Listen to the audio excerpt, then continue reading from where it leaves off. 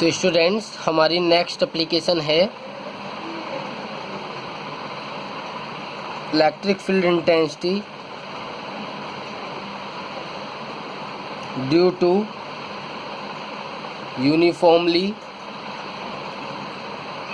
Charge hollow sphere.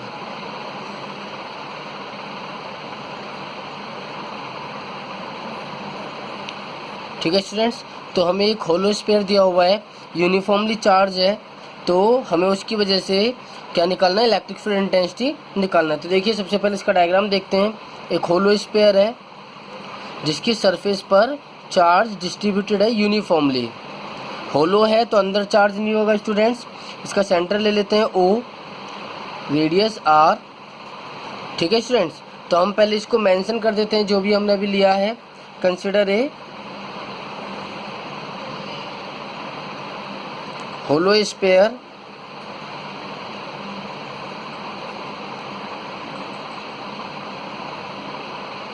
Of radius R and centre O। ठीक है students, और क्या किया है हमने यहाँ पर, एक चार्ज लिया है। ए charge is distributed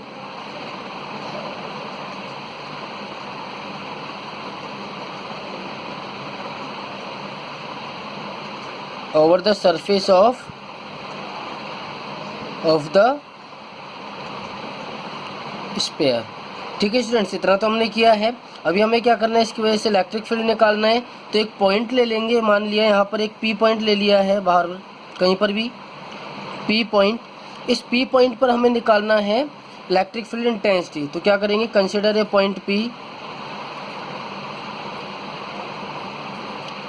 where we want to find electric field intensity। ठीक है स्टूडेंट, समझ आया। तो अभी हमें पता है कि गॉस लॉ के लिए हमें क्या करना होता है। गॉस लॉ के लिए हमें चाहिए क्लोज सरफेस। तो P पॉइंट पर क्लोज सरफेस बनाते हुए एक सिमेट्री खींचेंगे। बट याद रखना, हर कोई पॉइंट इस पॉइंट से चार्ज से क्या होना चाहिए, इक्वल डिस्टेंस। तो ये भी क्या बनेगा, एक स्फीयर। तो क्या करेंगे, draw a close surface passing through the point P। ठीक है स्टूडेंट्स, क्योंकि अगर सरफेस ओपन होती है, क्लोज नहीं है, तो हम वहाँ पर गॉस लॉ यूज़ नहीं कर सकते हैं। तो अभी क्या करेंगे स्टूडेंट्स, यहाँ पर देखिए P पॉइंट पर हम एक स्मॉल सरफेस एरिया मान लेंगे DS।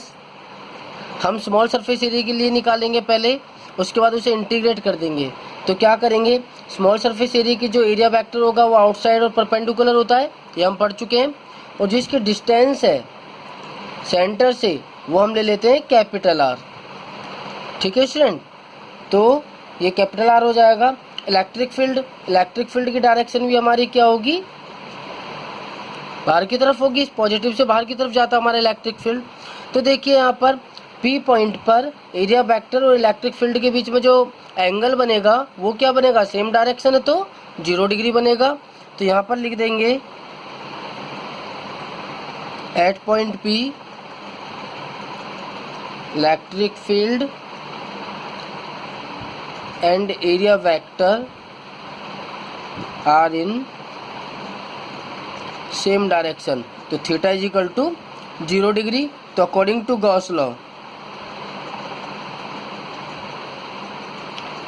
गॉस लॉ क्या हो जाएगा, जो हमारा EDS होता है वो क्या होता है, Q ओवर एप्सिलॉन नॉट। तो देखिए यहाँ पर EDS cos 0 degree, Q over epsilon naught. तो देखिए E तो बाहर आ गया, DS का इंटीग्रेट कर देंगे और यहाँ पर cos 0 क्या होगा, 1। तो DS Q over epsilon naught. तो स्टूडेंट ये स्फीयर है, तो स्फीयर के लिए मुझे P पॉइंट पर जो स्फीयर है नया वाला जो हमने गॉसियन स्फीयर खींचा है, इसके लिए मुझे इलेक्ट्रिक फील्ड निकालना है। तो स्फीयर का जो सरफेस एरिया होता है क्या होता है, 4πr²। R कौन सा होगा, जो P पॉइंट वाला होगा यानी कैपिटल R।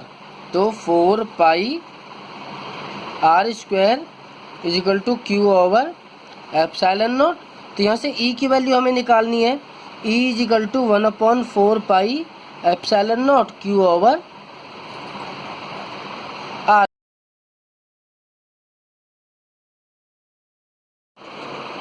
तो स्टूडेंट्स देखिए, अगर मेरा पॉइंट P आउटसाइड होता है स्फीयर से तो इलेक्ट्रिक फील्ड आएगा 1/4 pi epsilon naught Q upon R square. But हमारा P पॉइंट कहीं पर भी हो सकता है, इनसाइड भी हो सकता है, on the surface of the sphere भी हो सकता है। तो हम देखेंगे आगे सेकंड पॉइंट में। सेकंड केस लेते हैं, व्हेन पॉइंट P लाइज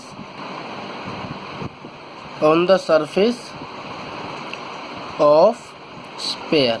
तो देखिए on the surface of sphere होगा तो ये हमारा स्फीयर हो गया जिस पर चार्ज डिस्ट्रीब्यूटेड है। पॉइंट P इसी के ऊपर अगर आ गया तो दूसरा स्फीयर जो हम बनाएंगे वो इसी के ऊपर आ जाएगा, ठीक है ना।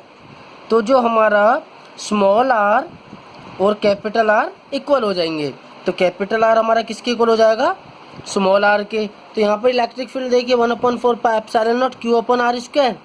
कैपिटल R की जगह क्या रख देंगे, स्मॉल r। तो इलेक्ट्रिक फील्ड क्या हो जाएगा 1/4 pi epsilon naught Q over R square. समझ आया होगा। तो स्टूडेंट्स इसका थर्ड पॉइंट कि जो P पॉइंट है वो इनसाइड भी हो सकता है हमारा स्फीयर के। तो थर्ड केस लेंगे, when point P lies inside the sphere.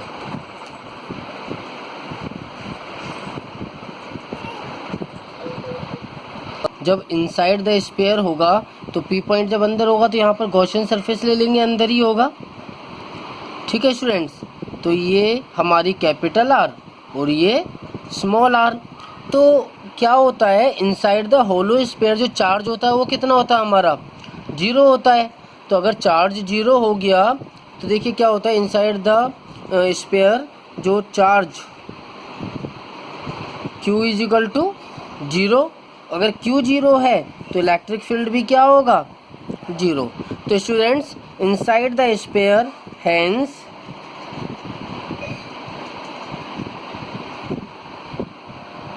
inside the sphere at every point electric field is 0।